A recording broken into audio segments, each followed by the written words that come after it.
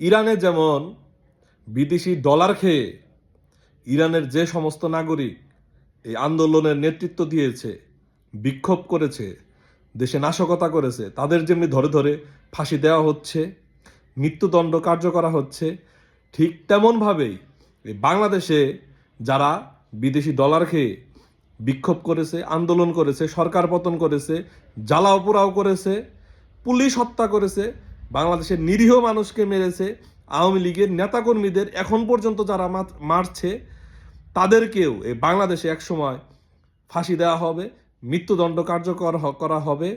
কোনো অপরাধী এই বাংলাদেশে রেহাই পাবে না।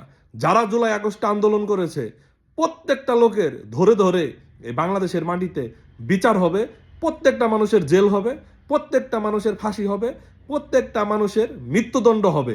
ইরান যেটা এখন করছে এই বাংলাদেশে একসময় এটা কার্যকর হবে, সেই দিন খুব বেশি দূরে না, খুব অচিরেই এইসব জঙ্গিদের, দেশ ধ্বংসকারীদের এই বাংলার মাটিতে বিচার হবেই হবে।